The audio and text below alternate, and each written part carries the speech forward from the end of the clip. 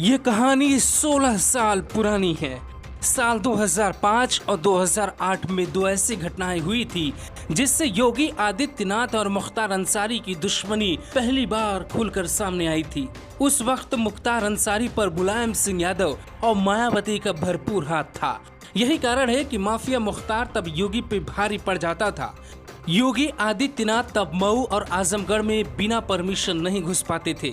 घुसने की कोशिश भी करे तो उन्हें मुख्तार अंसारी के इशारे पे रोक दिया जाता था। और तभी एक ऐसी घटना हुई जब योगी ने ठान लिया था कि यूपी में मुख्तार अंसारी का नामो निशान मिटा देंगे। उस वक्त ना तो बीजेपी की केंद्र में सरकार थी, ना ही राज्य में बीजेपी थी। ऐसे में इधर योगी अकेले पड़ रहे थे, उधर मुख्तार पर मुलायम और मायावती ने बारी बारी से अपना आशीर्वाद बनाए रखा। लेकिन महज 9 साल बाद योगी मुख्यमंत्री बन जाएंगे, ये मुख्तार को उस वक्त बिल्कुल भी पता नहीं था। कभी योगी को ललकारने वाले मुख्तार को पता होगा कि तब योगी से पंगा ना लिया होता तो शायद ये हाल आज ना होता। लेकिन ये सब जानने के लिए आपको विस्तार से समझना होगा कि साल 2005 में जब मऊ में दंगे हुए थे तब मुख्तार अंसारी और योगी के बीच किस बात को लेकर खुलकर दुश्मनी सामने आई थी। तब मुख्तार अंसारी खुली गाड़ी में दंगे वाली जगहों पर घूम रहा था।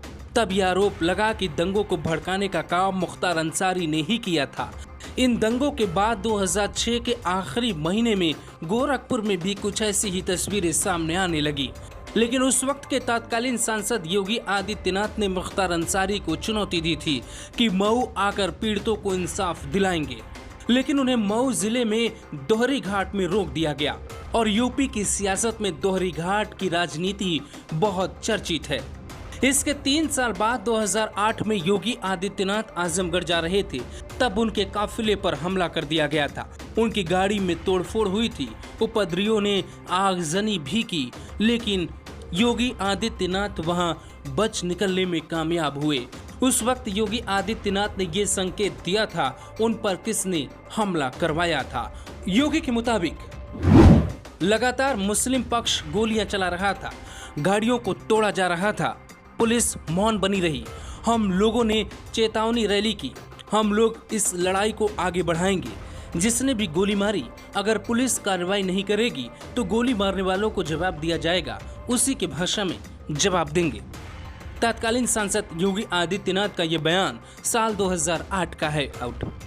योगी और मुख्तार की दुश्मनी बढ़ती चली गई। कभी बयानों से, कभी मुख्तार ने योगी के काफिले पर हमला करवा आग में घी का काम किया, तो कभी माया और मुलायम की कृपा से मुख्तार अपना वर्चस्व बनाने में कामयाब होता रहा।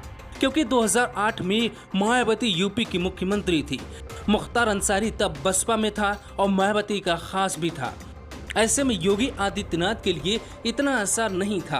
हालांकि बदलते वक्त के साथ कहानी बदली। साल 2010 में अंसारी बंधुओं को मायावती ने पार्टी से निकाल दिया। 2012 में सपा की सरकार बनी और 1 साल बाद ही देश में मोदी लहर चलने लगी।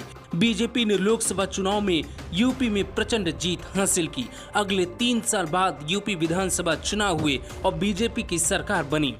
योगी आदित्यनाथ मुख्यमंत्री बन गए और तभी से मुख्तार का वक्त बुरा हो गया। कहा जाता है कि मुख्तार अंसारी, मायावती और अखिलेश यादव की सरकार में भी जेल से अपने कारोबार को चलाता था। लेकिन योगी सरकार में न सिर्फ मुख्तार के कारोबार को चौपट किया गया, बल्कि उसकी कई अवैध ऊंची इमारतों को भी ध्वस्त कर संदेश दिया गया कि योगी राज है, यहाँ ये सब संभव नहीं है।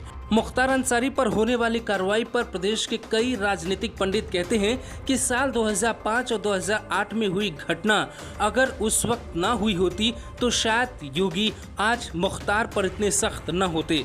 कहानी आपको कैसी लगी जरूर बताएं।